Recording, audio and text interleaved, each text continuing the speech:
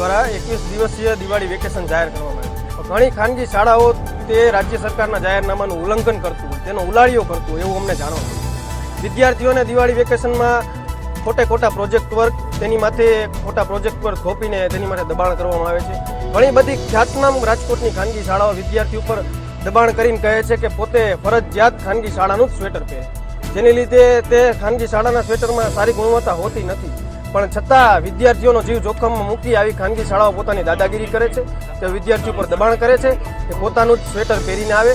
તેથી જ રાજકોટ શહેર NSUIની એવી માંગણી છે કે આ વિદ્યાર્થીઓનું જીવન જોખમમાં ન મુકાય. તેથી ડીઓ કચેરીએ આવીને જિલ્લા શિક્ષણ અધિકારીને રજૂઆત છે કે તે પોતે એક પરિપત્ર બહાર પાડે, જેથી આ વિદ્યાર્થીઓનું જીવન જોખમમાં ન મુકાય અને ખાનગી શાળાઓ જે પોતાની દાદાગીરી હલાવે છે તેની વિરુદ્ધ કડકમાં કડક કાર્યવાહી કરવા રાજકોટ શહેર NSUI